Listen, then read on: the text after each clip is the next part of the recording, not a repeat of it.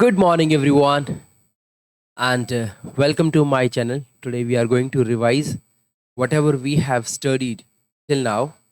Okay, हमने जो RTI Act का we have completed section 1, 2, 3, and 4. So first of all, before proceeding further, like section 5 or 6 onwards, we would like to revise. Okay, so let's begin this.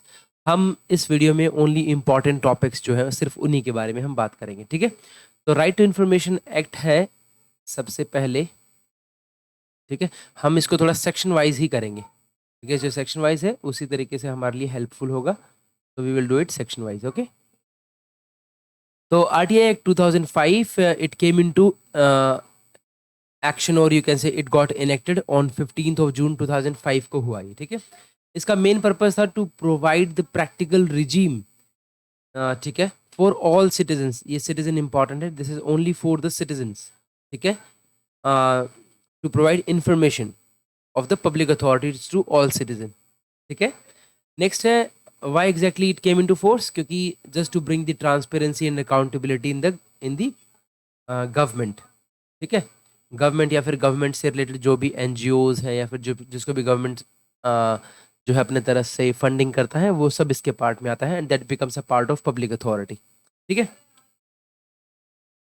Next है इसके अंदर बस यही बताया है कि हमारी जो इंडिया है वो रिपब्लिक है, जिसकी वजह से हमें ट्रांसपेरेंसी लानी है इस एक्ट के थ्रू. करप्शन को कंटेन करना है, और जो रिविलेशन ऑफ इंफॉर्मेशन है that is in public interest. तो कहीं ना कहीं सिस्टम को एफिशिएंट बनाने के लिए, सिस्टम ऑपरेशंस को एफिशिएंट बनाने के लिए, फिजिकल रिसोर्सेज का जो यूज़ हुआ है उसके बारे में जानने के लिए ये जो एक्ट है that was brought into picture. Okay, important इसके अंदर सिर्फ एक यही है कि it got enacted by parliament in the 56th year of the Republic. ठीक है, तो 56वें साल में जो है ये इनेक्ट हुआ था. 56, रिमेंबर दिस. ठीक है, तो यहाँ पर सिर्फ तीन ही जो है ये काम के इम्पॉर्टेंट है.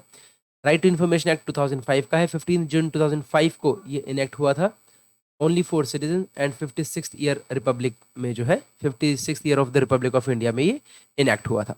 ठीक है, now we will talk about कि सेक्शंस क्या क्या है और किस सेक्शन क्या क्या कवर करता है, बिकॉज जो क्वेश्चंस स्पेशली 2018 एग्जाम में जो आए थे दैट इज मोस्टली जो है वो आपके सेक्शन के ऊपर बेस थे. तो हमारा जो फर्स्ट सेक्शन है that contains short title, extent कहाँ तक फैला हुआ है, एंड कमेंसमेंट कब ये शुरू हुआ था. ठीक है, तो शॉर्ट टाइटल क्या है इसका है आरटीआई एक्ट 2005. एक्सटेंट जो है पूरे होल ऑफ इंडिया है, एंड कमेंसमेंट कब हुआ था. कमेंसमेंट हुआ है ये आपका 15 जून 2005 को हुआ था. और कुछ जो इसके सेक्शंस हैं, आई am just reading it without seeing it. Okay, तो इस तरीके से भी you can also do that. आप अपनी बुक उठाइए और उसके अंदर आप इस तरीके से रिवाइज कर सकते हैं, जैसे मैं ट्राई कर रहा हूँ. I am just trying to recall कि कौन कौन से जो सेक्शंस हैं वो जो है फर्स्ट टाइम में at once, like when it got enacted on 15 June 2005. ठीक है, तब उस टाइम पर ये जो है इनेक्ट हो गए थे. तो सेक्शन नंबर देखिए, अभी just a matter of one day, कल ही हमने याद किया था और आज ही भूल गए हैं. कुछ कुछ याद है, जैसे 14 नहीं था वो याद है, तो आई थिंक 12-13 होना चाहिए, और 14 नहीं था ये पता है, 15-16 है शायद. फिर यहाँ पर जो 14 नहीं था तो यहाँ पर 24 है, और फिर उसके बाद वहाँ पर 15-16 के बाद 27-28 तक था. हमने इस तरीके से याद किया था इसको. एज वेल एज सेक्शन जो 4 का 1 और 5 का 1 और 2. यस, ठीक है. तो अब हमें थोड़ा सा रिकॉल कर लिया है हमने.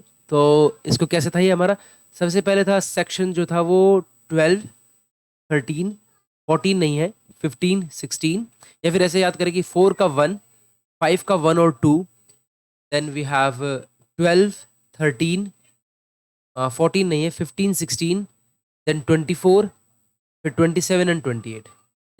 कैसे याद कर सकते हैं आप इसको, कि 12, 13, 14, 12, 13 साथ में है, बीच में एक नंबर मिसिंग है 14 यहाँ से, फिर 2 नंबर फिर से 15, 16 है. ठीक है, नेक्स्ट यहाँ पर जो मिसिंग है, जैसे 14 मिसिंग है तो यहाँ पर 24 आ गया. ठीक है, उसके बाद मतलब कि नेक्स्ट वाली लाइन में, और सिमिलरली 15 16 है यहाँ पर, तो आगे 27 और 28 दो, इस तरीके से कैसे भी करके आपको भी इसी तरीके से याद करना पड़ेगा, ठीक है। नेक्स्ट है आपका 4 का 1 और 5 का 1 और 2, तो ये इंपॉर्टेंट है इसके अंदर, इस पर थोड़ा सा स्पेशली ध्यान दीजिएगा, ठीक है। तो फर्स्ट हमारा, अगर आपसे कोई पूछे कि फर्स्ट जो हमारा सेक्शन है ऑफ आरटीआई एक्ट 2005, इसमें क्या आता है, तो इसमें आता है आपका शोर्ट टाइटल, और फिर आता है आपका केस की जो एक्सटेंट है वो कहाँ तक है, और वो कमेंसमेंट कब हुई थी, ठीक है। अब कमेंसमेंट कब हुई थी, देखिए ये जितने भी हमने जो सेक्शंस के बारे में बात किया, ये सेक्शंस हैं that got enacted on the very day, that is on 15th of June 2005। But इसके अलावा जो रिमेनिंग जो सेक्शंस थे that came into force on on 120th day of its enactment. तो ये भी इंपॉर्टेंट है कहीं ना कहीं कि 120 दिन में जो है इनेक्टमेंट हुए थे, ठीक है। नाउ डेफिनेशंस की बात करते हैं, दैट इज पार्ट टू के अंदर एक क्वेश्चन हमसे पूछा गया था, वो 2F के अंदर आता है, दैट इज इंफॉर्मेशन। इंफॉर्मेशन जो है वो 2A में लाई करता है, 2B या 2D या फिर 2F, इस तरीके से क्वेश्चन आया था 2018 में। तो मेक श्योर यू पे अटेंशन टुवर्ड्स दिस। तो डेफिनेशन सबसे पहला जो हमारा पार्ट है सेक्शन 2 के अंदर क्या आता है, डेफिनेशन। अब हमने इसको भी किसी तरीके से रिलेट करने की कोशिश की थी। इसके अंदर जो सबसे पहले हमारे पास फर्स्ट नंबर पर कौन आता है, तो हमने लिखा था इसमें फर्स्ट में सबसे बड़ी कौन है, तो अप्रोप्रिएट गवर्नमेंट। तो अप्रोप्रिएट गवर्नमेंट में क्या क्या आएगा, अप्रोप्रिएट गवर्नमेंट में आएगा आपका सेंट्रल गवर्नमेंट, स्टेट गवर्नमेंट और आपका यूनिट टेरिटरी एडमिनिस्ट्रेशन, ठीक है। यहाँ पर जो अप्रोप्रिएट गवर्नमेंट है that is in relation to public authority है, जो कि एस्टेब्लिश कॉन्स्टिट्यूट ओन या controlled substantially financed by funds directly और इनडायरेक्टली। अगर कोई भी ऐसी गवर्नमेंट, मतलब कि अप्रोप्रिएट गवर्नमेंट का मतलब यहाँ पर है कोई भी ऐसी पब्लिक अथॉरिटी, ओके, कोई भी ऐसी पब्लिक अथॉरिटी जो कि इस्टेब्लिश हुई है, कॉन्स्टिट्यूट हुई है या फिर कंट्रोल की जा रही है, ओन की जा रही है।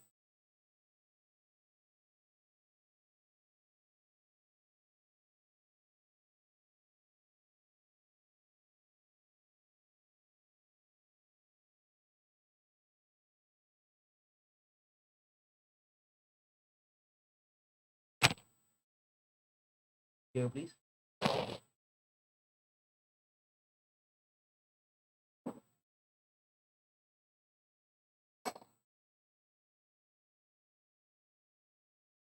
ऑलराइट, चलिए अब शुरू करते हैं। तो अप्रोप्रिएट गवर्नमेंट जो है, अप्रोप्रिएट गवर्नमेंट का मतलब क्या है यहाँ पर, appropriate government in relation to public authority, ठीक है। In relation to public authority that is established, constituted, owned, control और सब्सटेंशियली फाइनेंस्ड, अगर डायरेक्टली और इनडायरेक्टली जो है वो की जाती है by the central government, state government और बाय यूनियन टेरिटरी एडमिनिस्ट्रेशन, तो वो अप्रोप्रिएट गवर्नमेंट का पार्ट होगा। सेकंड, ये है आपका अप्रोप्रिएट गवर्नमेंट। सेकंड नंबर पे आएगा आपका, I am just trying to recall, हम मुझे शायद जो लग रहा है वो था, इसके अंदर जो सबसे बड़ा पार्ट है दैट इज CIC, राइट। तो सेंट्रल इंफॉर्मेशन कमीशन आएगा, और सेंट्रल इंफॉर्मेशन कमीशन जो है सेक्शन 12 के अंडर में आता है, ठीक है, ये इंपॉर्टेंट है। देन वी हैव, ये बी पार्ट हो गया। सी पार्ट में हम एक्सपेक्ट कर रहे थे कि सी पार्ट में जो, अगर जैसे स्टेट गवर्नमेंट का जो हम डिस्कस करते हैं इसके अंदर, तो स्टेट गवर्नमेंट में एक साथ दे रखा है उन्होंने, जो है CPIO साथ दे रखा है, देन स्टेट PIO, ठीक है। मतलब मेरा कहने का ये है कि उसके अंदर ये दे रखा है कि आपका स्टेट, सबसे पहले स्टेट इंफॉर्मेशन कमिश्नर है, फिर उससे अगले में उन्होंने कमिश्नर्स दे रखे हैं, फिर उससे अगले में उन्होंने CPIO, सॉरी SPIO दे रखा है, और या फिर स्टेट APIO दे रखा है, ठीक है। वो तीनों एक साथ है, बट यहाँ पर क्या है, सबसे पहले गवर्नमेंट आ गया, सेकंड नंबर पे CIC आ गया, थर्ड नंबर पे इन्होंने इंपॉर्टेंस दिया है CPIO को, ना कि कमिश्नर्स को नहीं दिया है इन्होंने। कमिश्नर्स जो है उससे आगे आएंगे, तो पहले इन्होंने प्रायोरिटी जो है 2 का C जो पार्ट है दैट इज CPIO है, ठीक है।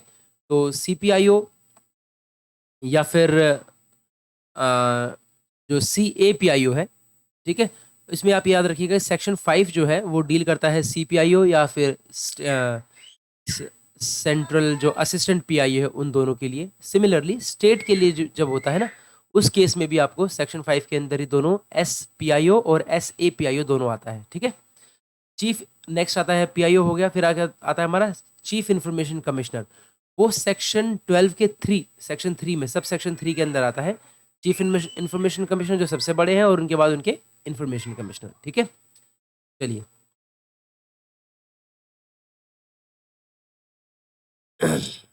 ये कुछ कह रहे हैं यहाँ पर, the word except the state of Jammu Kashmir omitted by act 34 of 2019 हटा दिया गया है। ठीक है, क्योंकि अब तो that's a part of UT now. Okay, now अब हमारे पास 4 पार्ट हो चुका है, दैट इज अप्रोप्रिएट गवर्नमेंट। ठीक है, in relation to public authority, ये हो गया पहला आपका। सेकंड नंबर पर आपका हो गया है जो भी आपका CIC है। थर्ड पे है आपका CPIO और CAPIO। फोर्थ नंबर पर है आपका chief information commissioner. D part तक हो गया। ई पार्ट में है आपका, तो ई पार्ट है आपका कॉम्पिटेंट अथॉरिटी, जो कि आपके ऑफिस में या फिर स्टार्टिंग फ्रॉम है यहाँ पर सबसे पहले स्पीकर है इन केस ऑफ, स्पीकर है इन केस ऑफ लोकसभा और या फिर स्टेट असेंबली में है। ठीक है, तो स्पीकर किस किस में है, house of the people that is Lok Sabha, या फिर legislative assembly of a state. ठीक है, और या फिर यूनियन टेरिटरी में जहाँ पर भी जो house of the people sorry जो लेजिस्लेटिव असेंबली है स्टेट की, वहाँ पर एप्लीकेबल होगा। And in case of chairman किस किस में होगा, that is council of states, that is Rajya Sabha, या फिर लेजिस्लेटिव काउंसिल है किसी भी स्टेट में, तो वहाँ पर एप्लीकेबल होगा। ठीक है, तो स्पीकर और चेयरमैन आ गया आपका कॉम्पिटेंट अथॉरिटी में सबसे बड़े हुए। उसके बाद आता है आपका चीफ जस्टिस ऑफ इंडिया, ये होगा आपका सुप्रीम कोर्ट में। Chief justice of high court, ये होगा आपका हाई कोर्ट में। देन प्रेसिडेंट और गवर्नर, ठीक है, ये होगा आपका जो भी अथॉरिटीज अदर अथॉरिटीज इस्टेब्लिश या फिर कॉन्स्टिट्यूट बाय और अंडर द कॉन्स्टिट्यूशन, मतलब कोई भी अथॉरिटी जो कॉन्स्टिट्यूशनल बॉडीज हैं जो अभी आपकी इस्टेब्लिश हुई है, कॉन्स्टिट्यूट हुई है, तो उन केस में जो है प्रेसिडेंट या फिर गवर्नर होंगे। ठीक है, और लास्ट में आता है आपका एडमिनिस्ट्रेटर, जो कि आर्टिकल 239 के अंदर अपॉइंटमेंट होते हैं किसी भी यूटीज़ के अंदर, तो वो आपके इसके अंदर कवर हो जाएंगे। ठीक है, तो ये है आपकी बात कर ली हमने कॉम्पिटेंट अथॉरिटी की।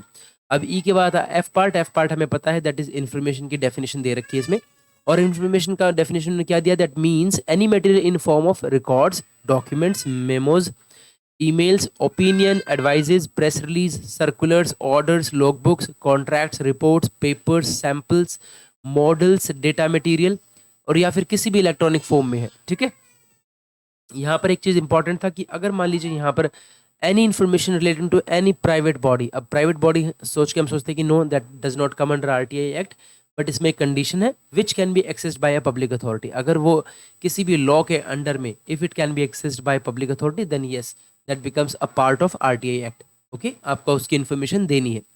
नेक्स्ट है आपका एफ के बाद आपका जी पार्ट। जी पार्ट में है आपका प्रिस्क्राइब, मतलब क्या क्या, ऐसा नहीं आपको सब कुछ इन्फॉर्मेशन नहीं देनी है, वट एवर इज प्रिस्क्राइब्ड। ठीक है, prescribed means by the rules made under this act. ठीक है, तो वो जो है वही सिर्फ प्रिस्क्राइब की फॉर्म में आएगा। तो जी में है प्रिस्क्राइब। फिर आता है नेक्स्ट आता है आपका पब्लिक अथॉरिटी। पब्लिक अथॉरिटी क्या है आपका, पब्लिक अथॉरिटी एच पार्ट में है। ठीक है, मीन्स एनी अथॉरिटी और बॉडी, ठीक है, दैट इज और अथॉरिटी और इंस्टीट्यूशन ऑफ सेल्फ गवर्नमेंट। ठीक है, अब हम यहाँ पर जो बात करते हैं, हमने प्राइवेट बॉडी को भी इंक्लूड किया है। अगर if it is accessed by public authority, तो उस केस में आपको वो भी जो है दैट उसकी इन्फॉर्मेशन देनी है। पब्लिक अथॉरिटी के अंदर कोई भी अथॉरिटी जो कि इवन अगर कोई इंस्टीट्यूशन है सेल्फ गवर्नमेंट का, ठीक है, लेकिन अगर वो इस्टेब्लिश हुआ है अंडर द कॉन्स्टिट्यूशन, ठीक है, now under the parliament, by the parliament, by the state legislature, or by any notification issued by the appropriate government, in those cases, in all cases public authority में जो है ये institution of self government भी आएंगे। ठीक है, and includes body owned control और substantially financed, अगर किसी को हो रहा है वो भी आएगा, और NGOs भी आएगा जिसको substantially finance किया जा रहा है डायरेक्टली और indirectly by the appropriate government। ठीक है, तो अप्रोप्रिएट गवर्नमेंट का हमने बताया था कि जो भी चीज़ें गवर्नमेंट के थ्रू ओन्ड है, कंट्रोल है, सब्सटेंशियली फाइनेंस किया जा रहा है किसी भी सेंट्रल, स्टेट या यूटी गवर्नमेंट के through, that becomes a part of appropriate government, right. यहाँ पर पब्लिक अथॉरिटी है मीन्स एनी अथॉरिटी और बॉडी और इंस्टीट्यूशन ऑफ सेल्फ गवर्नमेंट। यहाँ पर सिर्फ सेल्फ गवर्नमेंट की बात कर रहे हैं। ठीक है, चलिए आगे चलते हैं। अब हमारा देखिए जी पार्ट, हमें एफ पार्ट तक याद हो गया है। जी पार्ट है आपका प्रिस्क्राइब्ड और एच पार्ट है आपका पब्लिक अथॉरिटी। ठीक है, एच के बाद आता है आई। आई का मैंने आपको बताया था रिकॉर्ड कैसे हमने याद किया था कि आई आई मतलब होता है देखना। तो हम देखते क्या है, हम रिकॉर्ड देखते हैं, तो इसलिए टू का जो आई पार्ट है दैट इज रिकॉर्ड। ठीक है, एक सेकेंड वेट कीजिएगा प्लीज।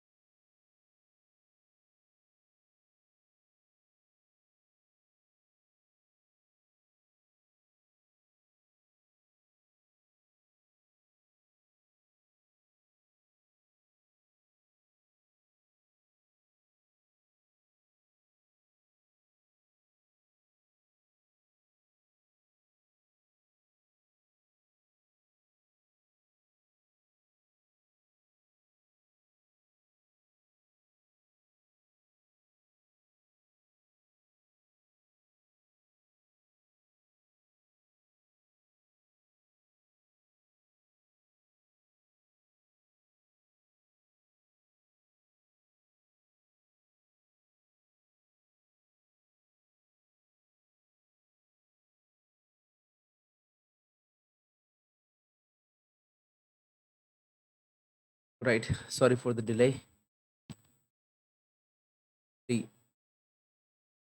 क्या है, एवरीबडी नोज कि सब घर में कर रहे हैं, तो कहीं ना कहीं बच्चे भी थोड़ा थोड़ा you have to pay attention towards them also. और अभी एग्जाम भी आ गया है, तो क्या करें, करना पड़ता है। All right, let's begin. तो पब्लिक अथॉरिटी की बात कर रहे थे हम। पब्लिक अथॉरिटी मैंने क्या बताया यहाँ पर कि कोई भी सेल्फ गवर्नमेंट इंस्टीट्यूशन है, वो भी अगर कॉन्स्टिट्यूशन या पार्लियामेंट, स्टेट लेजिस्लेचर या फिर किसी भी नोटिफिकेशन के थ्रू हुआ है, तो that is also a part of that act. ठीक है, पब्लिक अथॉरिटी में ही काउंट होगा उसको। बॉडी ओन्ड और कंट्रोल सब्सिडेंट फाइनेंस एनजीओ होगा तो भी होगा, डायरेक्टली और indirectly by the appropriate government. Next मैंने बताया आई। आई का मतलब बताया रिकॉर्ड। रिकॉर्ड ही देखते हैं आप, इसलिए टू के आई पार्ट में है रिकॉर्ड। रिकॉर्ड का मतलब क्या है, एनी डॉक्यूमेंट, कोई भी मैन्युस्क्रिप्ट है, फाइल है, वो है। माइक्रोफिल्म, माइक्रोफिच या फिर facsimile copy of a document है, वो पार्ट होगा रिकॉर्ड का। कोई भी reproduction of images embodied in such microfilm में है, तो वो भी पार्ट होगा इसका। Any other material produced by a computer और any other device, that is a part of record.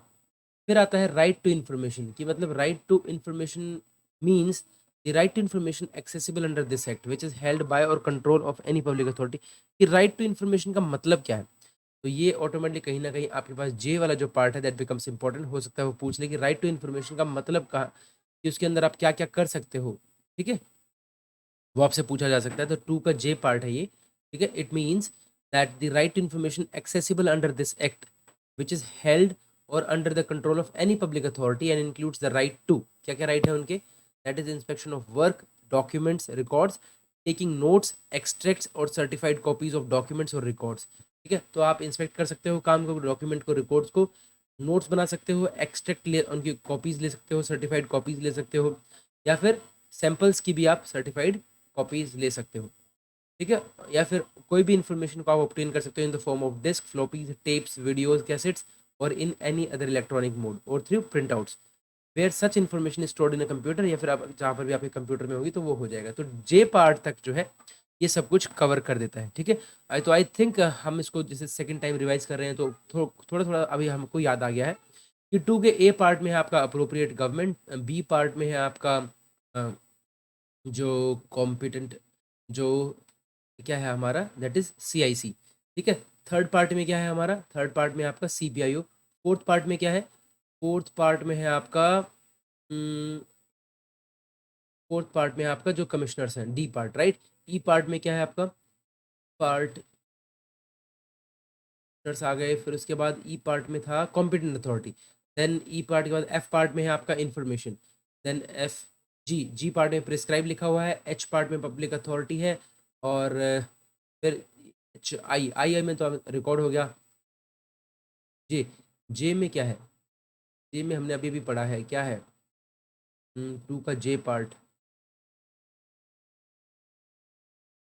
J part नहीं आ रहा याद। ओके, राइट टू इन्फॉर्मेशन, ये मतलब क्या क्या इन्फॉर्मेशन जो है किस किस मोड से किस किस तरीके से ले सकता है, ठीक है।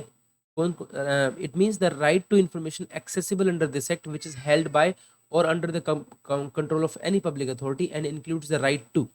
देखिए कौन सी इन्फॉर्मेशन एक्सेसिबल है, ठीक है, और इसके अलावा और इंक्लूड कर रहे हैं कोई क्या क्या राइट है इसके अलावा, ठीक है। इन्फॉर्मेशन तो आप ले ही सकते हैं, लेकिन किस किस मोड से ले सकते हैं वो भी इसके अंदर दिया गया है, ठीक है। देन के पार्ट में आपका आता है स्टेट इन्फॉर्मेशन कमीशन, पहले सेक्शन 15 में ही है ये आपका, और अगर सीआईसी की बात करें तो सेक्शन 12 में है। देन एल में है आपका स्टेट चीफ इन्फॉर्मेशन कमिश्नर, ये तो कंटिन्यूशन में है, तो के हो गया तो एल यही आ गया आपका, स्टेट चीफ आ गया आपका, और यहाँ पर स्टेट इन्फॉर्मेशन कमिश्नर आ गया, ठीक है। Then we have state SPIO और स्टेट APIO, ये भी है आपका, तो M ये आ गया। और लास्ट में एन पार्ट में बनता है आपका third party, means a person other than the citizen making a request for information and includes a public authority. Third party का मतलब है कोई भी पर्सन जो सिटीजन से मतलब जो सिटीजन नहीं है, ठीक है, अदर देन अ सिटीजन, कोई भी जो सिटीजन नहीं है, that becomes a third party. अगर वो इन्फॉर्मेशन के लिए रिक्वेस्ट करता है तो हमें उनको इन्फॉर्मेशन नहीं देनी है, ठीक है। तो हमारा सेक्शन 1 और सेक्शन 2 कवर हो गया। सेक्शन 2 फर्स्ट दोबारा से रिपीट करेंगे। शॉर्ट टर्म हो गया आपका, मतलब एक तरीके से उन्होंने आपने उसको शॉर्ट में क्या बोलना है, वो RT एक्ट 2005 है जिसका नाम। देन सेकंड पार्ट है इसका आपका, ये कहाँ तक एक्सटेंट है इसकी और कमेंसमेंट कहाँ पर है।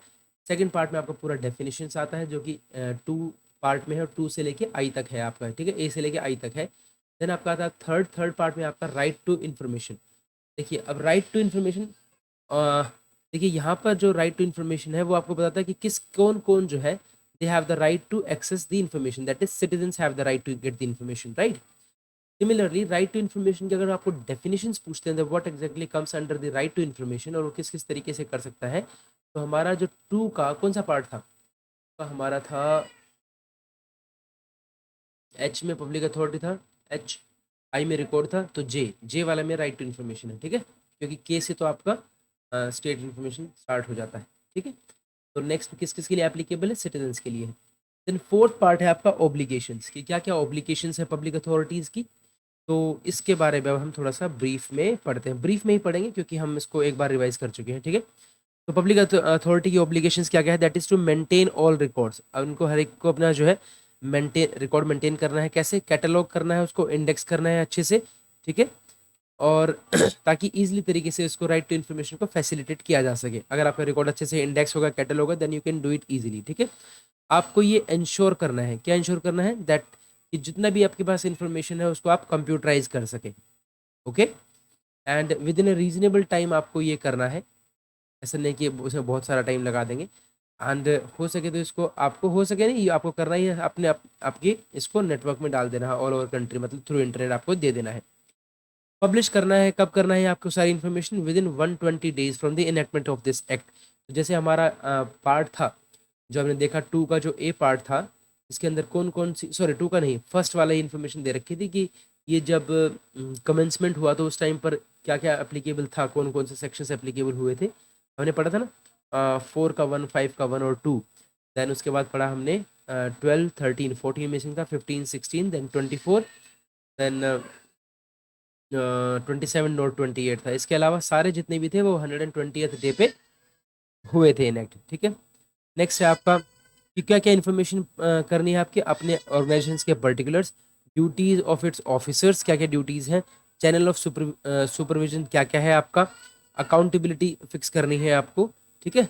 देन वी हैव कुछ नॉर्म्स सेट किए गए हैं, that is to discharge its functions की, क्या क्या नॉर्म्स है आपके कि कौन कौन इसको इस काम को कौन करेगा वो देखना है आपको, क्या आप किस रूल के अकॉर्डिंग, किस रेगुलेशंस के अकॉर्डिंग, क्या इंस्ट्रक्शंस फॉलो करते हैं, क्या मैनुअल्स फॉलो करते हैं, क्या रिकॉर्ड्स फॉलो करते हैं टू टेक द डिसीजन, वो आपको देखना है। कैटेगरी ऑफ डॉक्यूमेंट्स होने चाहिए, ठीक है कि क्या क्या डॉक्यूमेंट्स जो है आप होल्ड करते हैं उसके बारे में बताना है। नेक्स्ट है आपका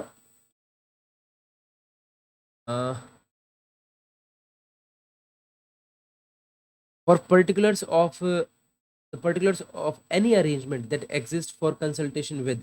अच्छा, कोई भी ऐसे पर्टिकुलर जिसमें आप कहते हैं कि नहीं इनके थ्रू हमें कंसल्टेशन करनी है, ठीक है, और representation by members of public in relation to formulation of its policy, जिससे आपको कंसल्ट करना होता है अपनी पॉलिसी बनाने के लिए, ठीक है, तो वो भी आपको अरेंजमेंट जो है वो भी उनके जो पर्टिकुलर्स वगैरह है आपको वो देने हैं वहाँ पर, ठीक है।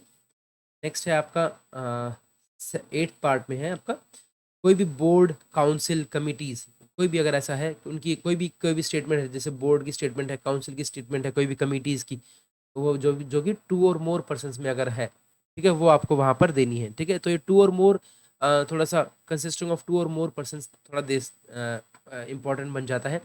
यहीं पे घुमा सकता है यूपीएससी, पूछ लेगा एकदम से अच्छा बताइए जो स्टेटमेंट ऑफ बोर्ड और काउंसिल जो आपको पब्लिश करनी है वहां पर, वो कम से कम 3 और मोर होनी चाहिए, बस वहीं पर घूम जाएंगे कि 3 और मोर, बस वहीं प्रॉब्लम हो जाएगा, ठीक है। सो इट इज 2 और मोर, नॉट 3 और मोर, या फिर नॉट 4 और मोर। जैसे आप कोई भी कमेटी बनाते हैं जिनसे आप एडवाइस लेते हैं, ठीक है, तो वो उसका आपको वहां पर देना है।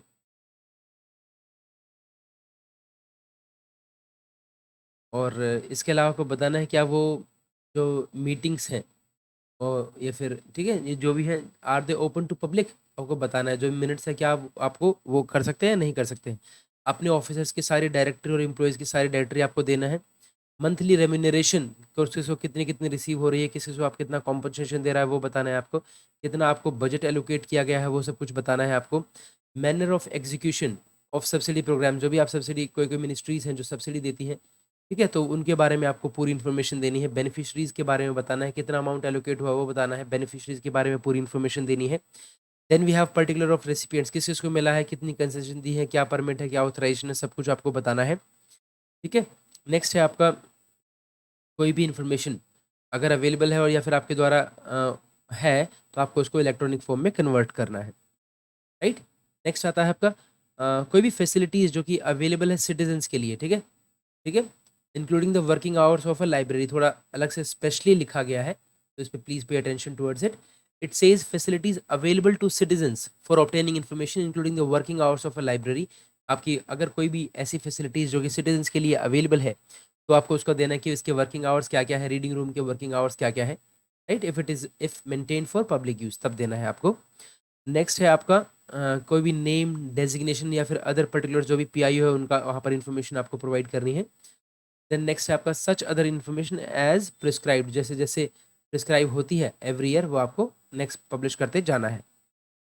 नेक्स्ट है आपका जो भी रेलिवेंट फैक्ट्स है, ठीक है, कोई भी रेलिवेंट फैक्ट्स है, इंपॉर्टेंट पॉलिसीज हैं, ठीक है, जो कि पब्लिक को अफेक्ट करती है वो आपको बता देनी है। नेक्स्ट है आपका provide reason for its administrative और quasi judicial decision to affected person, ठीक है, तो कोई भी रीजन आपको रीजन देना है कि कोई भी एडमिनिस्ट्रेटिव या फिर क्वाजी जुडिशियल डिसीजन है अगर वो अफेक्ट करता है लोगों को तो आपको वो पूरा उसके लिए रीजन देना है। तो यहाँ पर जो इंपॉर्टेंट है दैट बिकम्स रीजन की आपको रीजन भी देना है, ठीक है। ये मैंने आपको बताया था कि इसमें जो पार्ट है देखिए यहाँ वाला तो जो है सब कॉमन सेंस वाली बात है, everybody knows about it, but यहाँ से जो ये वाला जो पार्ट है ये 2 पार्ट स्पेशली सी और डी कि publish all relevant facts while formulating important policy or announcing the decision with which affect the public।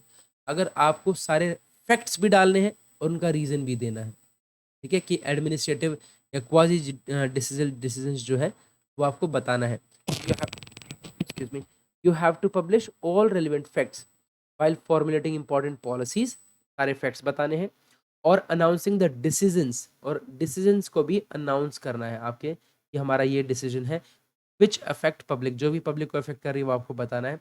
यहाँ पर ये रीजंस वर्ड एक थोड़ा इंपॉर्टेंट बन जाता है क्योंकि आरटीआई में हमारा ये नोशन है कि we don't give reasons something to it, right, जो इन्फॉर्मेशन हमारा दीजिए। So please don't get confused about it, हमें रीजन देना है फॉर इट्स एडमिनिस्ट्रेटिव और quasi judicial decisions to affected persons. थोड़ा लाइन पर ध्यान दीजिएगा इस पर, राइट। चलिए यहाँ पर ये जो अभी थोड़ा सा इनको कट शॉर्ट करते हुए चलते हैं, सू मोटो इन्फॉर्मेशन के बारे में आपको बताया गया है, रेगुलर इंटरवल्स पर आपको सू मोटो इन्फॉर्मेशन देनी है, ठीक है, और इसके साथ साथ में आपको इंटरनेट पर भी ये सब चीज़ें डालनी है। कैसे उसको डिसिमिनेट करेंगे, जितना हो सकता है उतना ब्रॉड मीनिंग पे डिसिमिनेट कीजिए और एकदम एफिशिएंट मैनर में डिसिमिनेट करेंगे, डिसिमिनेट उसको फैलाएंगे आप, ठीक है। तो किस तरीके से इसको हमें दो चीज़ थोड़ा ध्यान देना है इसमें, एक तो कॉस्ट इफेक्टिवनेस होनी चाहिए और एक मोस्ट इफेक्टिवनेस तरीका जो भी होगा वो हमें मोस्ट इफेक्टिव और कॉस्ट इफेक्टिव तरीका ही हमें लेना है। कहीं कहीं पर ऐसा है जहाँ पर आपको लोकल लैंग्वेज यूज़ करनी है, then yes go go ahead about it, क्योंकि वो मोस्ट इफेक्टिव तरीका होगा वहाँ पर, ठीक है, वो आपको लेना है वहाँ पे। कहीं कहीं पर लगता है आपको कि इलेक्ट्रॉनिक फॉर्मेट में अच्छा है तो इलेक्ट्रॉनिक फॉर्मेट में दीजिए, ठीक है। आपको लगता है कहीं पर अनाउंसमेंट ज़्यादा अच्छे से हो सकती है, वहाँ पर अनाउंसमेंट कर दीजिए, ठीक है। जो भी इन्फॉर्मेशन है ट्राई करेंगे उसको आप इंटरनेट पर डालने की, so that it becomes freely available there, ठीक है।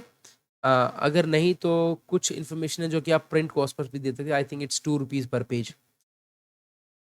ओके, डिसिमिनेट का यहाँ पर यहाँ पे इन्होंने मीनिंग बताया कि डिसिमिनेट का मतलब आप क्या समझते हैं। इट मीन्स जो नोटिस बोर्ड के थ्रू आप इन्फॉर्मेशन पब्लिश कर सकते हैं, newspaper, by public announcement, by media broadcast और इंटरनेट और other means including inspection of office of any public authority that becomes a part of it, ठीक है।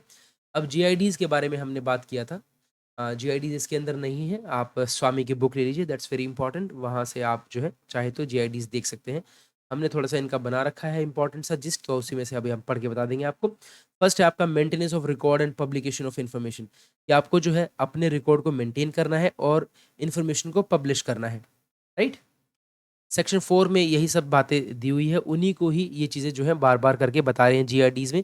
कुछ इंपॉर्टेंट होगा तो आपको बताएंगे। पहला ही बोलता है कि आपको सुमोटो इन्फॉर्मेशन देनी है, ओके, ताकि पब्लिक को जो है they don't have to resort to section 6। और सेक्शन 6 क्या कहता है?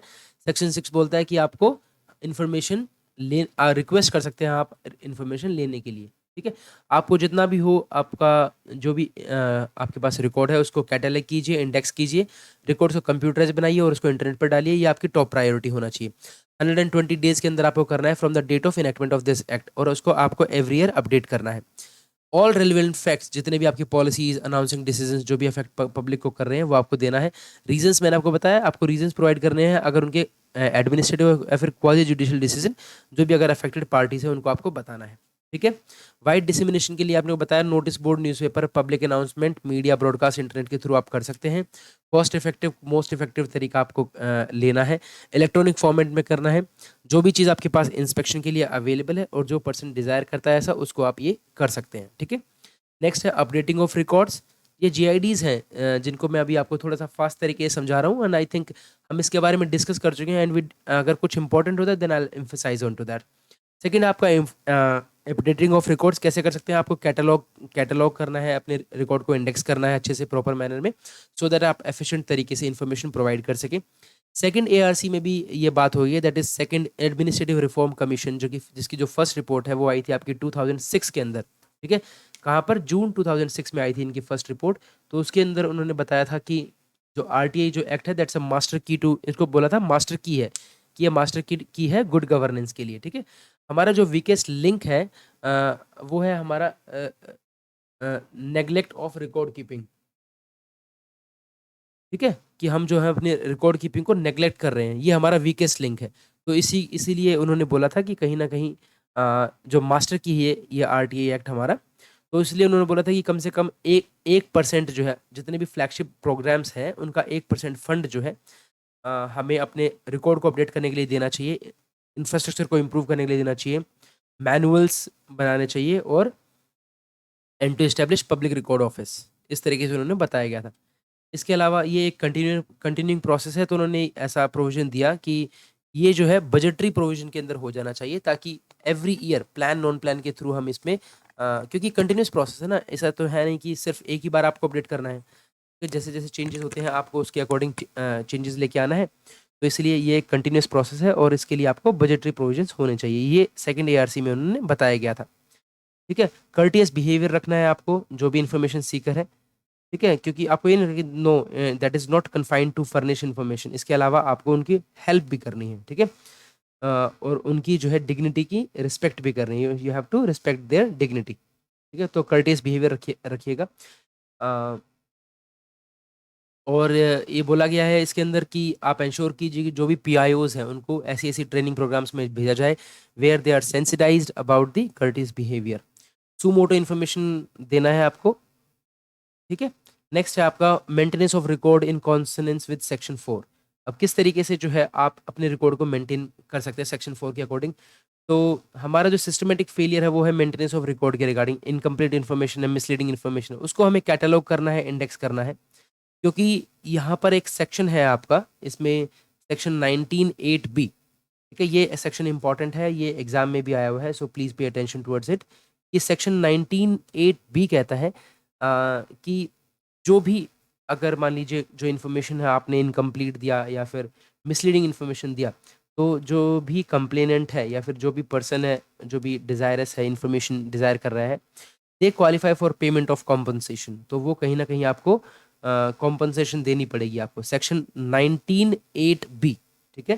That gives the power to commission to require the concern public authority to compensate the complainant for any loss or other detriment suffered। तो section यहाँ पर थोड़ा सा important बन जाता है कि कहीं ना कहीं सेक्शन 19(8)(b है, वो पावर देता है कमीशन को कि आपके पास ये पावर है कि आप पब्लिक अथॉरिटी, जो भी कंसर्न पब्लिक अथॉरिटी है, उससे आप कॉम्पनसेशन दिलाइए उस कंप्लेंट को, जो भी उसको लॉस हुआ है उसके लिए, ठीक है। So that becomes very important. Fifth है आपका सू moto disclosure on official tour और मिनिस्टर्स एंड अदर ऑफिशियल्स। कैसे करना है, प्रोएक्टिवली आपको डिस्क्लोज करना है जो भी फॉरेन या डोमेस्टिक ऑफिशियल्स टूर पर जाते हैं उनके लिए, मिनिस्टर्स के द्वारा या फिर जो भी आपके above the rank of JS, as well as इसके अलावा जो भी आपकी जो एचओडी है उनकी भी आपको इन्फॉर्मेशन देना है। और ये कब से देना है, सिंस 1 जनवरी 2012 से। और आपको अपडेट करना है ये एवरी क्वार्टर स्टार्टिंग फ्रॉम 1 जुलाई 2012। दो चीजें बोला गया है इन्होंने, 1 जनवरी 2012 से आपको इन्फॉर्मेशन प्रोवाइड करनी है, और 1 जुलाई 2012 से, यानी कि just a matter of 6 months every, लेकिन यहाँ पे इन्होंने बोला है कि उसके बाद यानी कि 1 जुलाई 2012 से आपको एवरी क्वार्टर इसको अपडेट करना है। ओके, नेचर ऑफ क्या क्या इन्फॉर्मेशन देनी है उसके अंदर, नेचर ऑफ ऑफिशियल ड्यूटी क्या है, टूर क्या है आपका, कौन कौन से प्लेस विजिट किए, the period, number of people include in that official delegation, total cost क्या रही है उसकी, ठीक है। यस, अगर कुछ एग्जाम्पशंस हैं अंडर सेक्शन 8 अगर कोई एग्जाम्पशंस हैं, जैसे कोई भी सिक्योरिटी एजेंसीज हैं, इंटेलिजेंस ऑर्गेनाइजेशंस हैं, तो that would not apply to them, ठीक है। और ये आपसे पूछता है कि ये जो सेक्शन 8 के अंदर है ना, तो ये जो सिक्योरिटी और जो इंटेलिजेंस ऑर्गेनाइजेशंस है ये किसके अंडर में है, that is under second schedule, ठीक है। अभी जितना पता है हमें उसके अकॉर्डिंग मैं ये कह सकता हूँ कि इसके दो ही शेड्यूल है। फर्स्ट शेड्यूल में हम ये सब बात कर रहे हैं, सेकंड शेड्यूल के अंदर सिक्योरिटी और जो इंटेलिजेंस ऑर्गेनाइजेशंस है उनके बारे में दिया गया है, ठीक है। तो एग्जाम्पशंस में क्या क्या है, दो चीज़ें आपको पता ही है, सिक्योरिटी या फिर इंटेलिजेंस ऑर्गेनाइजेशंस, इसके अलावा सीवीओज भी हैं, that is chief vigilance officers, जो भी हैं पब्लिक अथॉरिटीज़ के, उनको भी आपको एग्जाम्पशन है उनके बारे में आपको नहीं बताना है, ठीक है। तो आपको कोई भी जो है आपको पार्शियल इन्फॉर्मेशन नहीं देनी है, क्योंकि आपके ऊपर पेनल्टी लग सकती है अंडर सेक्शन 19(8)(b, ठीक है। 19(8)(b के अंडर आपको पेनल्टी लग सकती है, तो आपको प्रोवाइड करना है फुल इन्फॉर्मेशन, उसको अपडेट करना है रेगुलरली, इसको स्ट्रिक्टली आपको कंप्लाई करना है। नेक्स्ट है आपका 6th part, that is implementation of suo moto disclosure. ये कुछ गाइडलाइंस उन्होंने दे रखा है कि क्वालिटी और क्वांटिटी जो है प्रोएक्टिवली आपको डिस्क्लोजर करनी है, ठीक है। वो कहते हैं कि अभी जो है डिजायर लेवल पे नहीं है, वीक इम्प्लीमेंटेशन है सेक्शन 4 की आरटीआई एक्ट की है, ड्यू टू विच जो है सेक्शन जो है वो फुली डिटेल तरीके से इम्प्लीमेंट नहीं हो पाया है। तो गवर्नमेंट ऑफ इंडिया ने इसके लिए एक टास्क फोर्स भी बनाई थी सू मोटो डिस्क्लोजर के लिए, ठीक है। इसके लिए सू मोटो डिस्क्लोजर के लिए एक टास्क फोर्स बनाई गई थी इन मई 2011 में। मई 2011 में एक सू मोटो डिस्क्लोजर के लिए एक टास्क फोर्स बनाई थी, जिसके अंदर क्या क्या था, ये सिविल सोसाइटी ऑर्गेनाइजेशंस के रिप्रेजेंटेटिव जो है इसके अंदर इंक्लूड थे, ठीक है। उन्होंने बनाया, तो उन्होंने कुछ अपने तरफ से कुछ गाइडलाइंस दिया, जैसे कि सुमोटो डिस्क्लोजर होना चाहिए ज़्यादा से ज़्यादा आइटम पर, जो सेक्शन 4 के अंडर मेंशन है, डिजिटल कीजिए, आप प्रोएक्टिव डिस्क्लोजर कीजिए, बस यही बताया था, ठीक है। तो अबव गाइडलाइंस जो है इसके अंदर में क्या कहता है कि आपको प्रोएक्टिव डिस्क्लोजर देना है, लोकल लैंग्वेज में देना है, सो दैट जो पीपल है वहाँ के they can understand that well. Present इस तरीके से करना है आपको दैट इज ईजिली अंडरस्टूड, और टेक्निकल वर्ड्स जो है उनको भी अगर लिखा गया है तो उनको भी आपको ईजी तरीके से एक्सप्लेन करना है। जितने ज़्यादा से ज़्यादा मीडियम हो सकते हो उस ज़्यादा से ज़्यादा मीडियम में आपने उसको सप्लाई करना है। नेक्स्ट है आपका, इसी के अंदर ही एक पार्ट है आपका जो सू मोटो डिस्क्लोजर के लिए बताया कि आपको रेगुलर इंटरवल्स में उसको अपडेट करना है, इंटरनेट के थ्रू भी वो इन्फॉर्मेशन प्रोवाइड करनी है। कैसे कैसे कर सकते हैं? By notice, tender inquiries, corrigenda, details.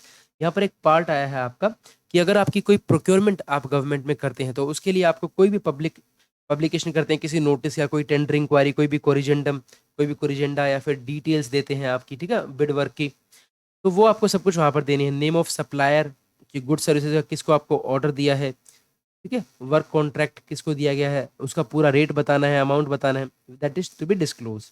यहाँ पर एक ई प्रोक्योरमेंट की बात करते हैं। जैसे हमने बताया था कि जेम है जो ई प्रोक्योरमेंट है, और जेम किसके अंडर आता है? That is ministry of commerce के अंडर आता है, ठीक है, that becomes important.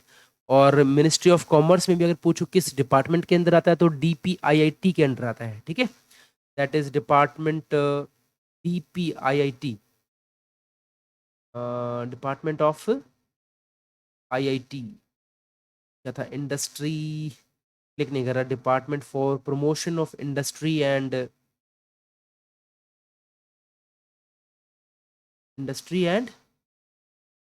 Department for promotion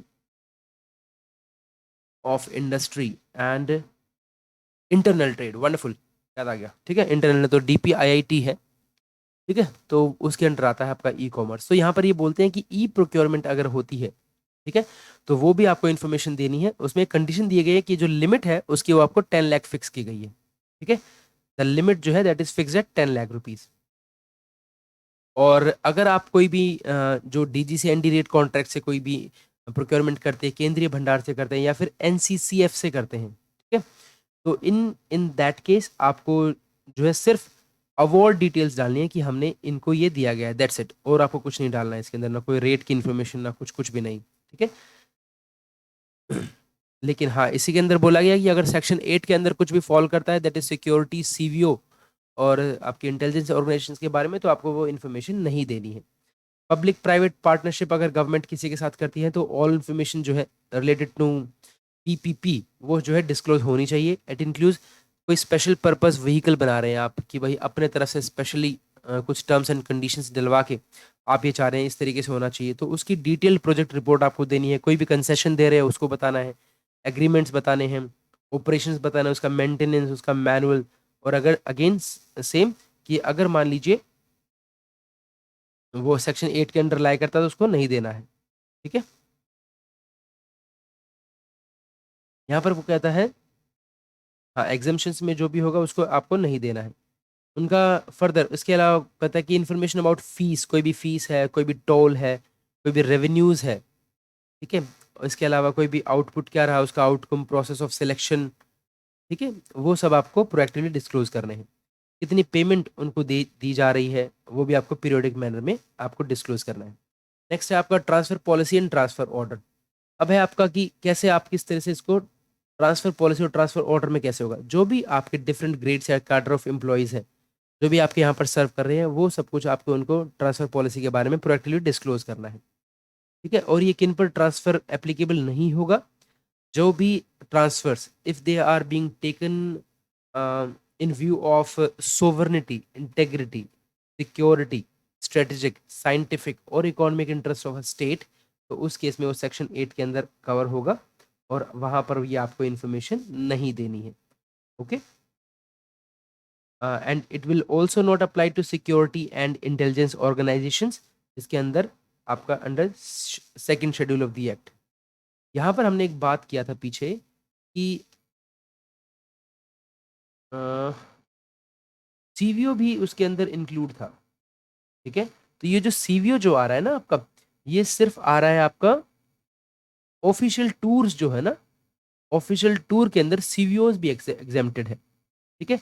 security और इंटेलिजेंस एजेंसीज तो है ही है, बट CVOs भी है, ठीक है। तो इसको आप थोड़ा ध्यान दीजिएगा कि CVOs जो है वो भी अगर आपका उनको उनको आप ऑफिशियल टूर्स पे अगर वो कहीं जाते हैं तो they are exempted, security agencies, intelligence organisation as well as CVOs, ठीक है। और यहाँ पर जो ट्रांसफर पॉलिसी के अंदर क्या कह रहे हैं, ये ट्रांसफर पॉलिसी के अंदर आपको प्रोएक्टिवली देना है इंफॉर्मेशन वहाँ पर। लेकिन अगर किसी की सोवर्निटी, अगर इंडिया की हमारी sovereignty, integrity, security, strategic, scientific या फिर इकोनॉमिक इंटरेस्ट पर अगर बात आती है तो हमें इसको एग्जेम्प्ट करना है। And it will also not apply to intelligence organisation as well as to the as well as to the security organisations, right. Next बात करते हैं आरटीआई एप्लीकेशंस। वो कह रहे हैं जितने भी आरटीआई एप्लीकेशन या अपील या फिर उनके रिस्पॉन्स जो भी आपने अब तक रिप्लाई किए हैं उन सबको आप वेबसाइट पर डाल दीजिए, और एक सर्च फैसिलिटी की बेस्ड, मतलब जो है कीवर्ड बेस्ड एक वहाँ पर ऑप्शन होना चाहिए, सो दैट अदर पीपल जो भी उस इन्फॉर्मेशन को लेना चाहें they can do that. Personal information किसी भी इंडिविजुअल की आपको डिस्क्लोज नहीं करती है, because they do not serve any public interest. ठीक है, यहाँ पर एक पॉइंट है CAG and PAC paras, that is important because a question has been asked in the examination earlier. तो CAG और PAC पैराज है, इस पर थोड़ा ध्यान दीजिएगा क्या होता है। CAG तो everybody knows, it's controller and auditor general. PAC होता है that is public account committee. CAG का काम क्या होता है? CAG जो है 3 एनुअल ऑडिट रिपोर्ट्स जो है सबमिट करते हैं प्रेसिडेंट को। प्रेसिडेंट जो है वो एनुअल रिपोर्ट्स को, 3 एनुअल ऑडिट रिपोर्ट्स को ले करते हैं in both the house of parliament. ठीक है, in each house of parliament. वहां से वो जो रिपोर्ट्स हैं दे आर एग्जामिन की जाती हैं by the PAC। PAC basically एक फाइनेंशियल कमेटी है, फाइनेंशियल कमेटी, स्टैंडिंग कमेटी है एक तरीके से, राइट। इसके अंदर क्या होता है? इसके अंदर सिलेक्टेड MPs होते हैं, जो कि पार्लियामेंट के द्वारा कॉन्स्टिट्यूट की जाती है for auditing of revenue and expenditure, right. चलिए बात करते हैं कि पब्लिक अथॉरिटीज जो है उनको डिस्क्लोज करना है प्रोएक्टिवली CAG और PAC पैराज, और एक्शन टेकन रिपोर्ट की कितना एक्शन हो चुका है इस पर। ठीक है, बट कब करना है? After these have been laid on the table of both the houses of parliament.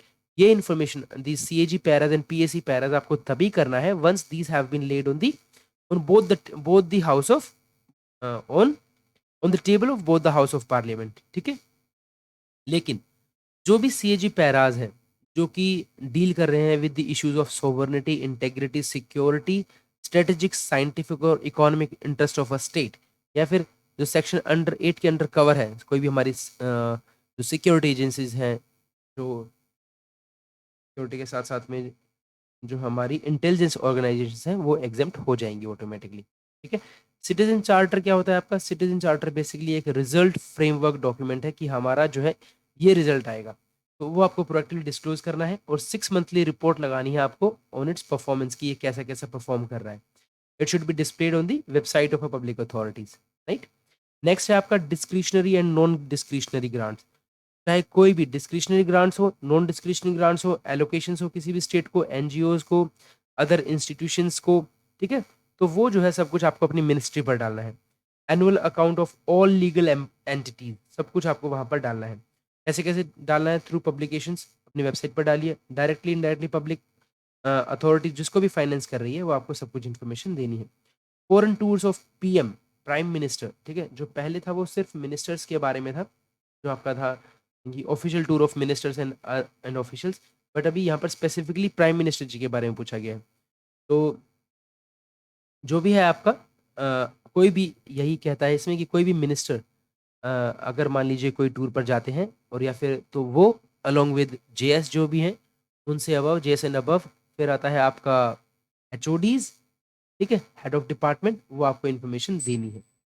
और हमें पता है जो फॉरेन टूर्स जो है या फिर डोमेस्टिक टूर्स जो है उसमें आपको CVOs को भी एग्जेम्प्ट किया है, वो अभी पीछे पड़ा था, राइट। तो जनवरी 2012 से ये इफेक्टिव होगा, और 1 जुलाई 2012 से ही इसको एवरी क्वार्टर आपको अपडेट करना है। ठीक है, नेक्स्ट है आपका नेचर ऑफ ऑफिशियल टूर। आपको बताया था कि कौन कौन से प्लेस विजिट किया है, पीरियड क्या है, नंबर ऑफ पीपल क्या है, ऑफिशियल डेलीगेशंस कौन कौन है, टोटल कॉस्ट कितनी आई, एग्जाम्पशंस है अगेन सेक्शन 8 के अकॉर्डिंग सिक्योरिटी इंटेलिजेंस एजेंसीज को, ऑर्गेनाइजेशंस को, जो कि शेड्यूल सेकंड शेड्यूल के अंदर बताया गया है, as well as CVOs of public authorities, वो भी एग्जेम्प्टेड है, उनकी भी इन्फॉर्मेशन नहीं देनी है। कुछ इन्फॉर्मेशन गाइडलाइंस दे रखी है। देखिए वैसे देखा जाए तो कुछ इतना कुछ इंपॉर्टेंट नहीं है, बट येस आपको थोड़ा थोड़ा जो है इन्हीं बीच में से कुछ ना कुछ इंपॉर्टेंट निकल के आ रहा है, तो वो थोड़ा थोड़ा हम उस पर ध्यान दे रहे हैं। नेक्स्ट है आपका guidelines for digital publication of proactive disclosure.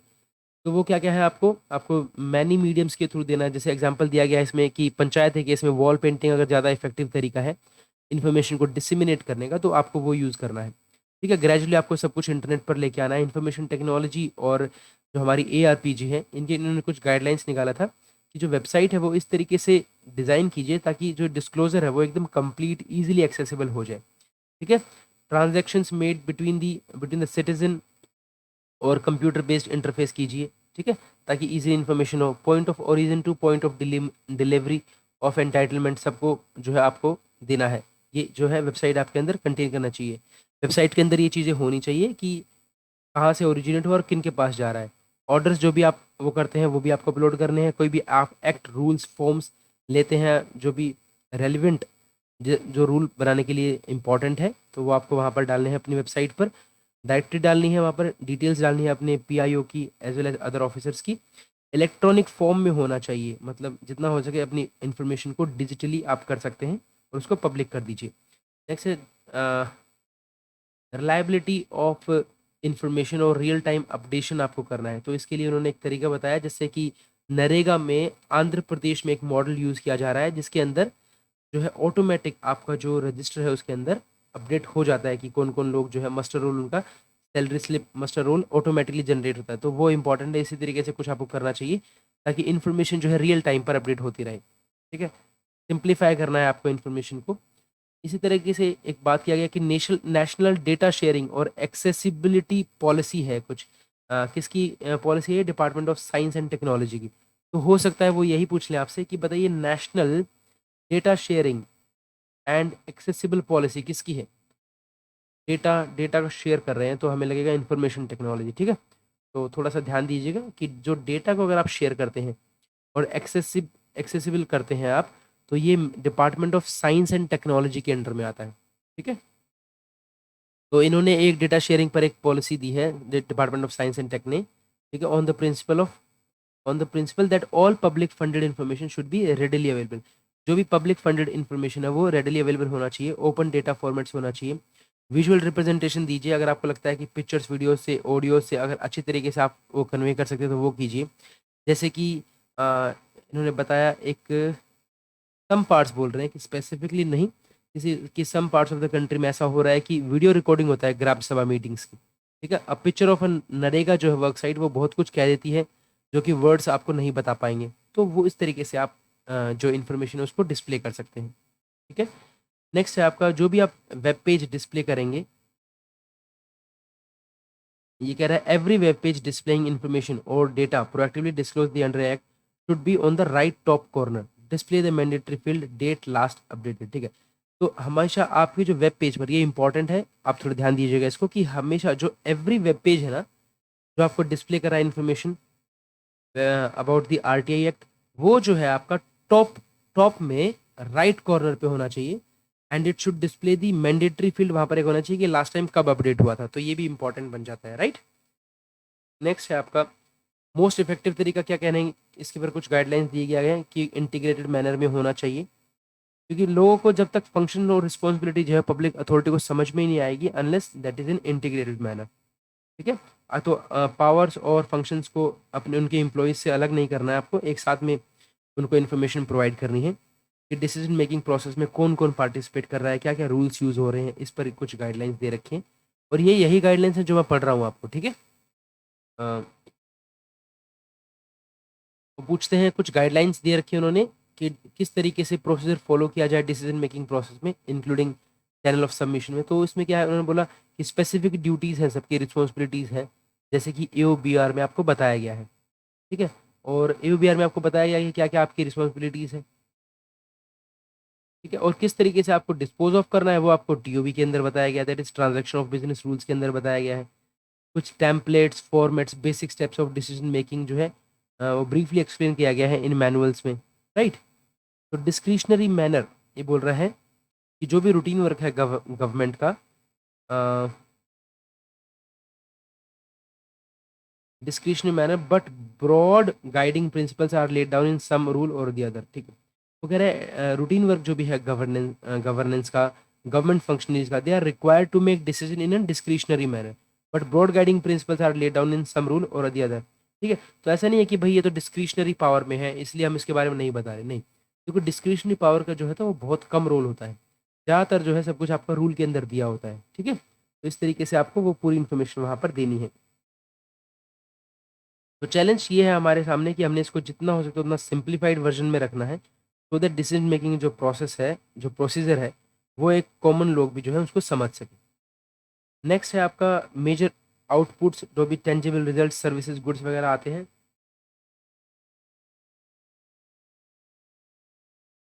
वो आपको बताने हैं।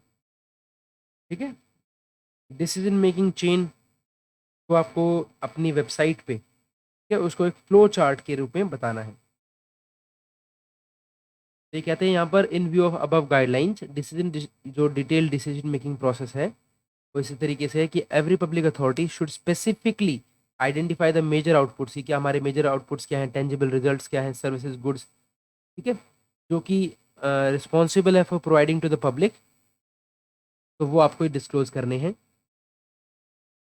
In respect of above decision making chain should be identified in the form of, जो भी आपकी डिसीजन मेकिंग चेन है ना, उसको आपको फ्लो चार्ट के उसमें आपको देना है। फ्लो चार्ट में आप बता सकते हैं कि ये रैंक है इनकी, ये ग्रेड है इनका, ठीक है, इस तरीके से देना है आपको। पावर ऑफ सुपरविजन, की कौन सुपरवाइज कर रहा है, कौन सबॉर्डिनेट है, सिंपल जो है आपको एकदम बुलेट पॉइंटेड फॉर्मेट में देना है टेक्स्ट में। एक्सेप्शनल सर्कमस्टांसेस कहीं हो जाते हैं, तो the exceptional circumstances when such standard decision making process में बी ओवररिडन, हो सकता है किसी एक्सेप्शनल सर्कमस्टांसेस में जहां पर आप वो जो स्टैंडर्ड डिसीजन मेकिंग प्रोसेस है अगर उसको आप ओवरराइड कर रहे हैं, तो वो आपको क्लियरली जो है एक्सप्लेन करना है कि ऐसा आपने क्यों किया। ओके, और अगर डिसेंट्रलाइजेशन ऑफ डिसीजन मेकिंग जो है कहीं पर भी होती है just to bring greater autonomy, तो वो भी आपको पूरा प्रोसीजर जो है उसका बताना है वहाँ पर। स्टैट्यूटरी और डिस्क्रिशनरी ऑपरेशंस है, ठीक है, तो वो भी जो है उसका डिज़ाइन ऑफ प्रेजेंटेशन जो है it should be extended to cover all statutory and discretionary operations, तो वो भी आपको उसके बारे में बताना है। कह रहा है this design of presentation should then be extended to cover all statutory.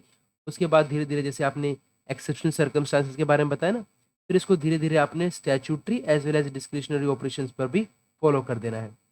ठीक है, नेक्स्ट है आपका, और जितना हो सके ये जो चेंजेस है इनको आपको सिंपल लैंग्वेज में रखना है। गाइडलाइंस, आगे क्या गाइडलाइंस दी इन्होंने, नॉर्म्स में भी क्वालिटेटिव और क्वांटिटेटिव इन नेचर, जो आपके जो रूल्स हैं, जो नॉर्म्स जो आप फॉलो करते हैं, हो सकता है वो क्वालिटेटिव भी हैं और क्वांटिटेटिव भी है नेचर में। कुछ जो है टेम्पोरल है, मतलब कुछ टाइम के लिए है, कुछ स्टैच्यूटरी हैं जो कभी नहीं हिलते हैं, तो उन सबको आपको अपने तरफ से प्रोएक्टिवली डिस्क्लोज करना है। सिटीजन चार्टर जो है, जो कि मैंडेटरी है सब मिनिस्ट्रीज के लिए, ये एक बहुत अच्छा वे है जिसकी वजह से आप जो है अपने डिपार्टमेंट के मेजर फंक्शंस, जैसे आप कहते हैं रिपोर्ट, कौन सी रिपोर्ट, मतलब आपका रिजल्ट ओरिएंटेड रिपोर्ट जो है, एक तरीके से आपको आपकी अचीवमेंट्स को मॉनिटर करने के लिए सिटीजन चार्टर बहुत इंपॉर्टेंट है, होना चाहिए, every ministry has should have. Detailing and describing the process by which public can access and receive the goods and services, आपको सारी प्रोसेस डिटेल में बताना है जिससे जो पब्लिक जो है उनको रिसीव कर सकती है। लिंक आपको वेब ऑनलाइन देना है। कैटेगरीज ऑफ पीपल जो भी एंटाइटल है उस चीज़ को गुड्स और रिसीव, उनके बारे में भी आपको बताना है। क्वांटिटेटिव और टेंजिबल पैरामीटर्स जैसे वेट हो गया, साइज हो गया, फ्रीक्वेंसी, और सब टाइमलाइंस जो भी एप्लीकेबल है वो आपको बतानी है। क्वालिटेटिव और क्वांटिटेटिव आउटकम्स क्या रहे वो भी बताना है उसके बारे में। बजट के बारे में कुछ गाइडलाइंस है, सिंप्लीफाई वर्जन ऑफ बजट होना चाहिए, पब्लिक डोमेन में डालिए उसको। Budgets and their periodic monitoring reports जो है वो हो सके तो मोर यूजर फ्रेंडली होनी चाहिए, जैसे ग्राफ और टेबल में, ठीक है, तो बजट की और जो पीरियोडिक जो मॉनिटरिंग रिपोर्ट्स आती है उसको आपको ग्राफ और टेबल में डालना है। ठीक है, टारगेट्स जितने भी आपको बताया है, टारगेट्स ये थे, हमारी एक्चुअल अचीवमेंट क्या है उसके बारे में बताना है। क्या क्या फंड्स रिलीज किए गए हैं ऑटोनोमस ऑर्गेनाइजेशन को, स्टैट्यूटरी ऑर्गेनाइजेशन को, अटैच्ड ऑफिस पीएससीज को, एनजीओज को, कॉरपोरेशन को अपनी वेबसाइट पर डालना है क्वार्टरली बेसिस पर आपको। सब्सिडरी, अगर मान लीजिए कोई सब्सिडरी ऐसी है जिसके पास वेबसाइट नहीं है, तो आपको उसको जो प्रिंसिपल पब्लिक अथॉरिटी है वो उसको डिस्क्लोज करेंगे, राइट।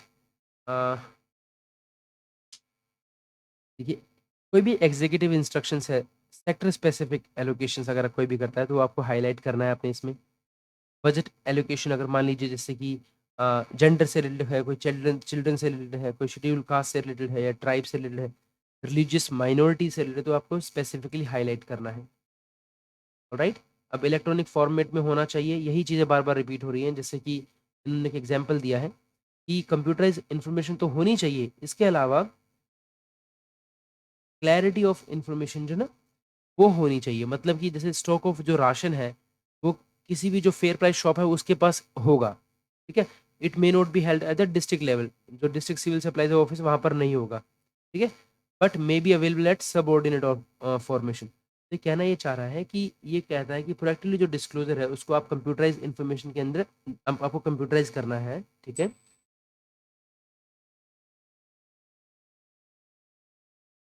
आपको इस तरीके से करना है कि जो भी information not held by them, जैसे मान लीजिए आप डिस्ट्रिक्ट सिविल सप्लाईज के पास पहुंचते हैं, वहां से उनके पास कहते हैं कि हमें ये इन्फॉर्मेशन चाहिए, तो हो सकता है वो जो इंडिविजुअल जो वहां पर जो मेंटेन कर रहा है फेयर प्राइस शॉप के ऊपर कि कितना स्टॉक बच गया कितना रहता है, वो तो वही अगर मेंटेन हो करे, वो अगर वहीं वहीं पर मेंटेन कर ले और वही उसको पब्लिक कर दे, तो जो है वहां तक जाने की और लोग वहां तक सिविल जो है डिस्ट्रिक्ट सिविल सप्लाई ऑफिस जाने की जरूरत भी नहीं पड़ेगी, और लोग जो है कहीं ना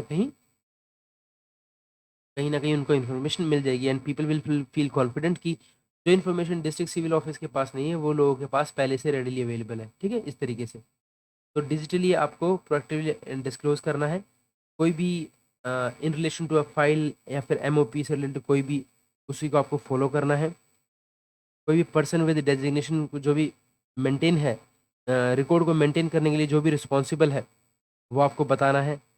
कोई भी रिकॉर्ड का क्या लाइफ स्पैन है वो आपको बताना है। Properly relevant record retention schedule भी आपको प्रॉपरली मेंटेन करना है, ठीक है। कंप्लायंस क्या क्या है सुमोटो के लिए? 6 मंथ्स।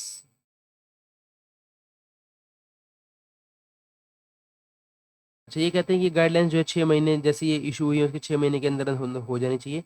मिनिस्ट्रीज जो पब्लिक अथॉरिटीज़ हैं वो यहाँ पर ये गाइडलाइंस के अकॉर्डिंग कहता है कि आप जो है कंसल्टेंट एंगेज कीजिए या फिर आउटसोर्स कर लीजिए सच वर्क, ठीक है।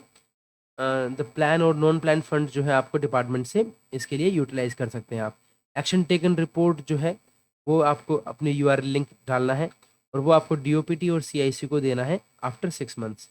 प्रोएक्टिव डिस्क्लोजर करना है पैकेज, आप थर्ड पार्टी से एवरी ईयर इसको ऑडिट कराएंगे एनुअली और उसको कम्युनिकेट करेंगे सीआईसी को through publication on their website, ठीक है। ट्रांसपेरेंसी ऑडिट्स जो है it may be given with the respective training institutes के, वहाँ से ऑडिट करा लीजिए जो भी गवर्नमेंट ट्रेनिंग इंस्टीट्यूट है वहाँ से, ठीक है। All public authority should proactively disclose the name of the third party auditor, अपनी वेबसाइट पर डालेंगे कि कौन कौन से थर्ड पार्टी ऑडिटर से आप इसको डिस्क्लोज मतलब ऑडिट करवा रहे हैं, या फिर third party audit through outside consultant से भी आप करवा सकते हैं, और इसके लिए फंड्स आप अपना प्लान और नॉन प्लान फंड्स यूज कर सकते हैं, राइट। सीआईसी को अगर आपको लगता है सीआईसी वो सब कुछ देखने थर्ड पार्टी रिपोर्ट्स को चेक करने के बाद आपको एडवाइस जो है ऑफर कर सकते हैं, और किसी किसी का जो सैंपल ऑडिट है, ठीक है, उसको वो क्या करेंगे हर ईयर जो है उसको कैरी आउट करेंगे कि देखेंगे कि कितना सही है कितना गलत है, ठीक है।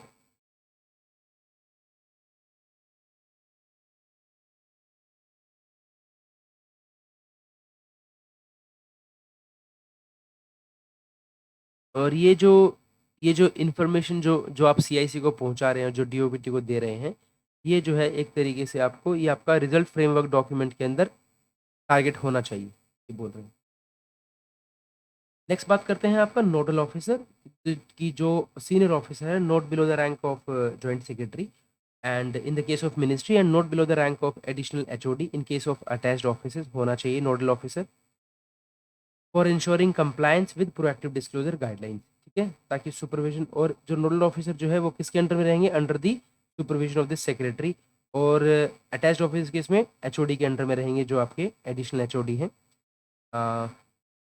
ये इंश्योर करेंगे कि जो फॉर्मेशंस हैं below the ministry department attached office they also disclose the information as per the proactive disclosure guidelines. Annual report parliament को देनी है आपको, चैप्टर ऑन आरटीआई एक्ट जो अपनी एनुअल रिपोर्ट में डालना है, इनके कंप्लायंस होना चाहिए with proactive disclosure, right. Next है आपका सुमोटो इन्फॉर्मेशन के लिए एक कमेटी बनी थी आपकी एक्सपर्ट्स की, जिसके अंदर श्री एन तिवारी जो कि सीआईसी हैं retired, MM Ansari doctor MM Ansari हैं इंफॉर्मेशन कमिश्नर वो भी रिटायर्ड है, ठीक है। उन्होंने तो इन्होंने जो रिकमेंडेशंस दी थी that were accepted by the competent authority, कि जितने भी आप जो डिटेल्स है पब्लिक अथॉरिटी की उनको आप अपलोड कीजिए वेबसाइट पर। इसके अलावा ये जो सारी है information it should B user friendly होनी चाहिए वो। अ, जो भी ट्रेनिंग मॉड्यूल्स है for professional upgradation of employees, ठीक है, वो आपको करनी चाहिए एक तरीके से ट्रेनिंग मॉड्यूल्स, ठीक है। और है इफेक्टिव सिस्टम लेके आइए। सब ऑर्गेनाइजेशन लेवल पर भी जो है कोऑपरेशन होनी चाहिए, कोऑर्डिनेशन होनी चाहिए between the CPIO and officer responsible for addressing the public grievances. Next है आपका इन्फॉर्मेशन जो है related to recruitment, promotion, transfer जो है it should be in public domain, promptly डालना है आपको। नेक्स्ट आता है आपका 76th रिपोर्ट आई थी डिपार्टमेंट की, department related parliamentary standing committee on public personnel public grievances, law and justice. इनकी रिकमेंडेशंस थे रिगार्डिंग सू मोटो डिस्क्लोजर के रिगार्डिंग। तो उसमें उन्होंने कहा कि इट शुड बी जो, एक सेकेंड रुक जाइए, I would like to read this. Suo motu पर था ये आपका, कि जिसके अंदर जो एडवाइस किया गया था कि कोई एक जो है सीनियर ऑफिसर जो है not below the rank of JS, ये जो है एक नोडल ऑफिसर होना चाहिए। तो इसको आपको लेटर ऑफ स्पिरिट में जो है इसको परस्यू करना है, फॉलो करना है एक तरीके से। कमेटी ऐसा फील करती है कि ऑल मिनिस्ट्रीज जो हैं उनको एनकरेज करना चाहिए सू मोटो डिस्क्लोजर के लिए, और अपने तरफ से सजेस्ट करती है कि पब्लिशिंग ऑफ आरटीआई रिक्वेस्ट और उनके जो रिप्लाई हैं, ठीक है, उनको आप वेबसाइट पर डालिए सो दैट डुप्लिसिटी ऑफ जो रिक्वेस्ट है उसको आप अवॉइड कर सकते हैं। एनालाइज कीजिए इन्फॉर्मेशन को कि जो ज़्यादा से ज़्यादा पूछी जा रही है, और उनको प्रोएक्टिवली आप सू मोटो डिस्क्लोज कर दीजिए अपनी वेबसाइट पर, ठीक है। नेक्स्ट है आपका एक रिपोर्ट की कमेटी की under the chairmanship of doctor Divesh Chaturvedi, joint secretary हैं डीओपीटी में। तो उन्होंने कुछ रिकमेंडेशंस दी हैं, वो है कि पब्लिक अथॉरिटीज़ को ना मतलब उनकी सू मोटो डिस्क्लोजर पर है ये, ठीक है। तो जो पब्लिक अथॉरिटीज़ हैं दे शेल कॉन्स्टिट्यूट, उनको बनाना चाहिए क्या, कुछ कंसुलेटिव कमिटीज़ बनानी चाहिए ऑफ ऑफिस बियरर्स, ठीक है, जिनसे आप कंसल्ट कर सकते हैं, ठीक है। रोटेशनल बेसिस पर चेंज होनी चाहिए, रेगुलर इंटरेक्शन होनी चाहिए ऑफिशियल्स और पब्लिक अथॉरिटीज़ के बीच में, ठीक है, आपस में भी एजुकेट कीजिए आप। मतलब वो कह रहे हैं कि इस तरीके से कुछ information and facilitation centre setup कर देने चाहिए, ताकि आम सिटीजन्स को जो है वहाँ पर एजुकेट किया जा सके कि किस तरीके से आप इंफॉर्मेशन वेबसाइट से ले सकते हैं। हर एक पब्लिक अथॉरिटी के अंदर एक कमिटी ऑफ पीआईओ या फिर फर्स्ट अपीलेट अथॉरिटी होना चाहिए, ठीक है, जिनके अंदर रिच एक्सपीरियंस है डीलिंग विद आरटीआई एप्लीकेशंस। इस तरीके से एक एक कमिटी होनी चाहिए पीआईओ की और फर्स्ट अपीलेट अथॉरिटी की, ठीक है। तो वो जो है आइडेंटिफाई करें कि किस कैटेगरीज की जो इन्फॉर्मेशन है वो ज़्यादा पूछी जा रही है, और उसको डिस्क्लोज कर दे पहले से और यूज़र फ्रेंडली वे में कर दे। इन्फॉर्मेशन को जितना हो सके उतना कैटेगराइज कीजिए, इजी रिट्रीवल कीजिए, सर्चेबल होनी चाहिए। नोडल ऑफिसर जो है उसके लिए रिस्पॉन्सिबल होना चाहिए। वेबसाइट जो है आपकी डेट, आपको पता ही है, राइट साइड में राइट टॉप कॉर्नर पे विद डेट होना चाहिए कि किस डेट से ये पब्लिश होनी चाहिए, ठीक है। इन्फॉर्मेशन जो है अपलोड कर देना है आपको वहाँ पर। ट्रांसपेरेंसी ऑडिट कराइए इसके गवर्नमेंट इंस्टीट्यूट्स के थ्रू, ठीक है, जो भी गवर्नमेंट ट्रेनिंग इंस्टीट्यूट है। लास्ट पॉइंट हमने पढ़ा था सप्लीमेंटिंग, एक गवर्नमेंट मेजर आया था कोविड-19 के रिलेटेड रिलीफ और रेस्क्यू ऑपरेशंस जो भी गवर्नमेंट ने किए थे इसके रिगार्डिंग। तो इसमें बताया गया है कि आरटीआई एक्ट 41 कहता है कि इंफॉर्मेशन जो है that should be disclose by public authority on suo motu basis, ठीक है। Wide dissemination of every information, किसी भी फॉर्म में, मैनर में which is easily accessible to the public, वो आपको करना है, ठीक है। वो आपको notice board, newspaper, public announcement, media, broadcast, internet, इन सब चीज़ों से कर देना है। सेंट्रल जो कमीशन है उसने एक note has taken note of the slew of measures की undertaken by the government for mitigation and separation of, इस पर थोड़ा सा सेंट्रल कमीशन ने थोड़ा एक उस पर थोड़ा संज्ञान दिया है। तो उन्होंने रिक्वेस्ट किया है कि जितनी भी पब्लिक अथॉरिटीज़ हैं जो कि इसेंशियल सर्विसेज जो दे रही थी should widely disseminate the government relief, तो वो जो है वो एकदम वाइडली लोगों को बताइए कि हाँ ये तरीका है जिसकी वजह से इतना गवर्नमेंट रिलीफ वहाँ पर दिया गया, रेस्क्यू का वहाँ पर किया गया, अदर वेलफेयर एक्शन जो किए जा रहे हैं, तो वो आपको प्रोएक्टिवली वहाँ पर बता देना है, राइट। तो हमें टाइम लग गया इसमें रिवाइज करने में, बट इट्स ओके। जैसे जैसे हम इसको बार बार रिवाइज करेंगे हमारा टाइम थोड़ा कम होता चला जाएगा, but yes it is fine कि एटलीस्ट हमने जो सेक्शंस 1 to 4 जो हमने पढ़े थे उनको हमने रिवाइज कर लिया, that's a good thing about it, right. So आप मिलते हैं हम आपको नेक्स्ट वीडियो में, जहाँ पर हम आपको जो नेक्स्ट सेक्शन है उसको हम कवर करेंगे। With this, thank you so much and have a great day.